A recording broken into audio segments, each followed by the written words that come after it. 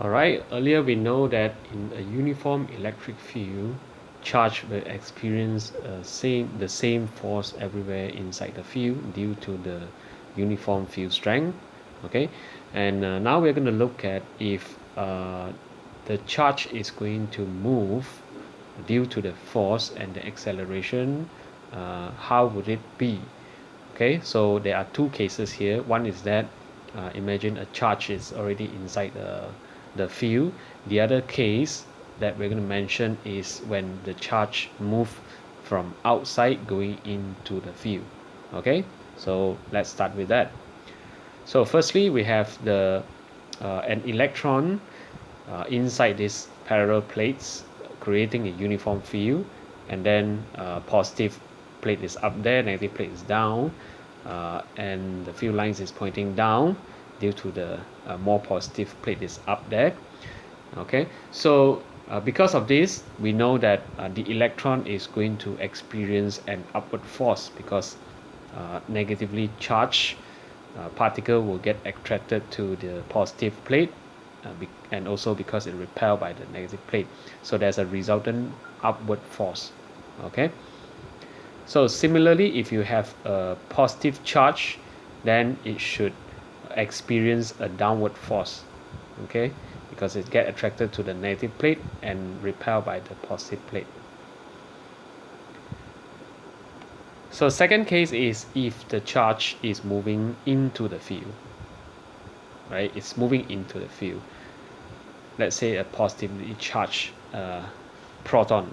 So it enter the field perpendicularly, and then the downward force will cause it to go downward. Okay, and it will be like a parabolic path because it is having some horizontal velocity. So at any point along this path, it will have a downward force which deviate its initial direction from the horizontal line. Okay, so it keep going down like this. So if you recall previously the case of a gravitational field or gravitational force that causes a ball to perform a projectile motion, so this one looks exactly the same. Okay, it looks exactly the same, so there is only one force.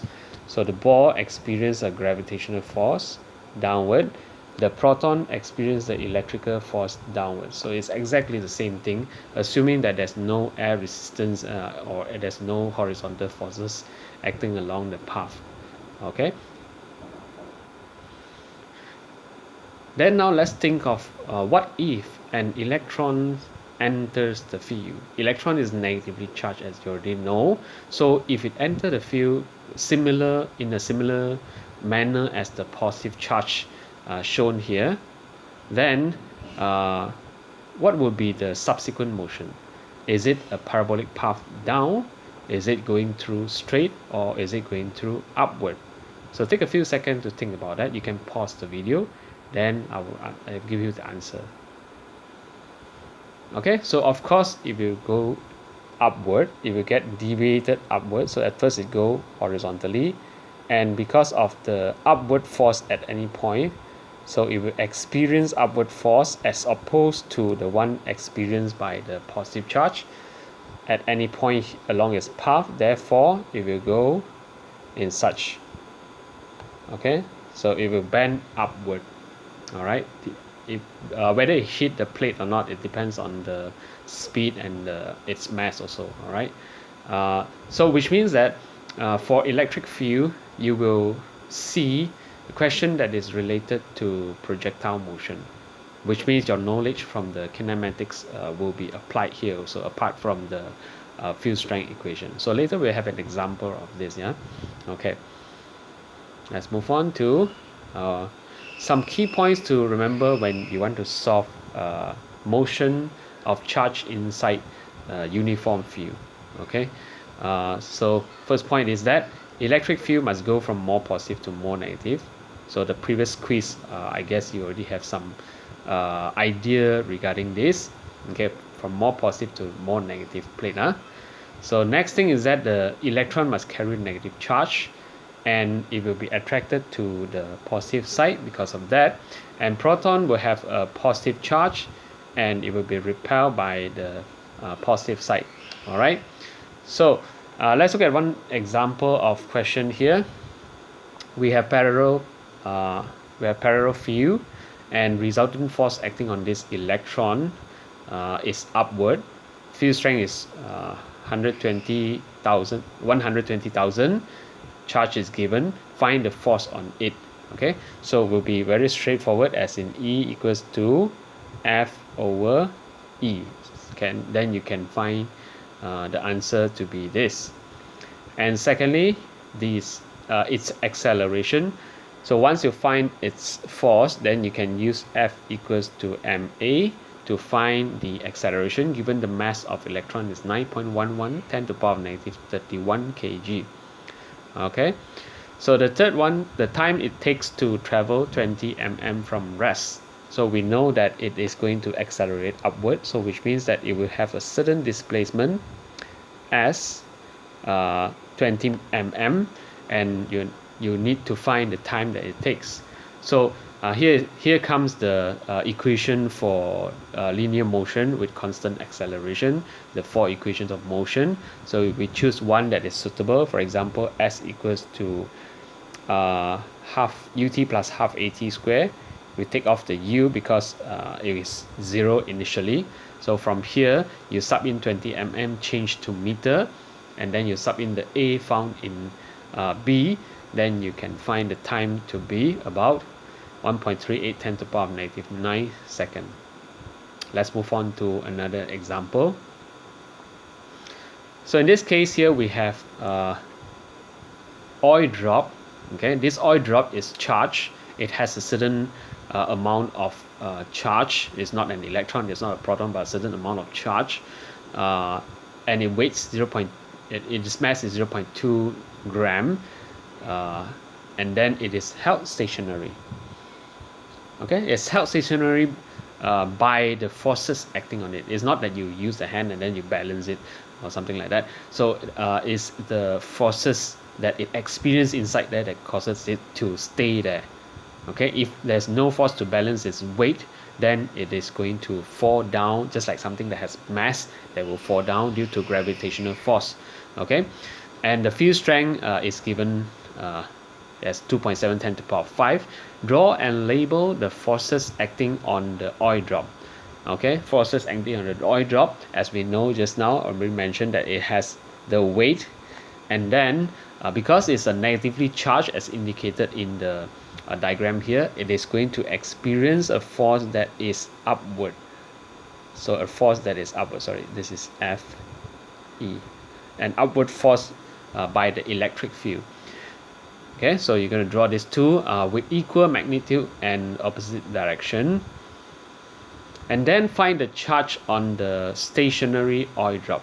Find the charge on the stationary oil drop.